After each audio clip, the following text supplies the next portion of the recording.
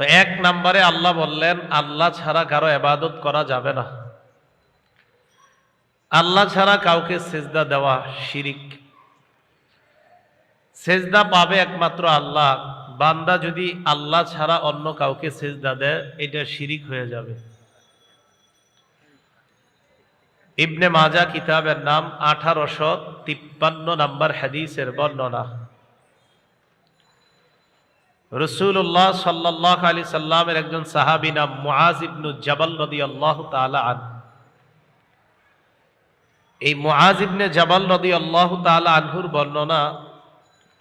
ওনার ব্যাপারে এক সাহাবী বলেন, হযরত মুআজ যখন শাম দেশে গেলেন, শাম দেশে যাওয়ার পর উনি যখন শাম দেশ থেকে আসলেন, হাদিসের ভাষাটা এমন, লাম্মা কদিমা মুআজুম মিনাশ শাম সাজাদা লিন-নবী সাল্লাল্লাহু আলাইহি ওয়াসাল্লাম। মুআজ ইবনে জাবাল রাদিয়াল্লাহু তাআলা আনহু যখন শাম দেশ থেকে আসলেন, শাম দেশ থেকে এসে নবীজিকে সিজদা দিলেন। বলেন নাউজুবিল্লাহ। আল্লাহর মাখলুকদের মধ্যে সবচাইতে শ্রেষ্ঠ যিনি, তিনি হলেন মুহাম্মদ সাল্লাল্লাহু আলাইহি ওয়াসাল্লাম। তো মুআজ রাদিয়াল্লাহু তাআলা শাম দেশ থেকে আইসা নবীজির সিজদা দিয়ে দিছে। নবীজি বললেন, মা হাযা ইয়া মুআজ, মুআজ তুমি এটা কি করলা? আমাকে তুমি সিজদা দিলা? মুআজ রাদিয়াল্লাহু তাআলা আনহু জবাব দিলেন, আতাইতু শাম ফাওয়াফাকতুহুম ইয়াসজুদুনা লিআসাকিফাতিহিম ওয়া বাতারিকাতিহিম। হুজুর, আমি শাম দেশে গেলাম, সেখানে যাওয়ার পর তাদেরকে আমি দেখলাম তাদের ধর্মীয় নেতা এবং রাজনৈতিক নেতাদেরকে সিজদা দেয়। ফাওয়াদিতু ফি নাফসি আন নাফআলা বিকাযাকা ইয়া রাসূলুল্লাহ। আমি যখন দেখলাম তারা মানুষকে সিজদা দেয়, আমি মনে মনে নিয়ত করে ফেললাম, আমি মদিনায় আইসা আপনারে সিজদা দিব, কারণ তাদের চেয়ে আপনি বেশি দামি, অতএব আপনি সিজদা পাওয়ার আরো বেশি যোগ্য। কথা তো ঠিক, এদের চেয়ে তো নবীজি দামি, এটা তো সত্য কথা। তাই আমি আপনারে সিজদা দিছি।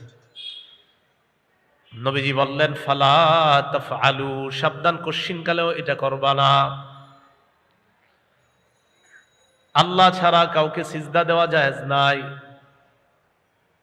আল্লাহর পরে যিনি শ্রেষ্ঠ, এই জগতেও শ্রেষ্ঠ, ওই জগতে শ্রেষ্ঠ, মুহাম্মদ সাল্লাল্লাহু আলাইহি ওয়াসাল্লাম।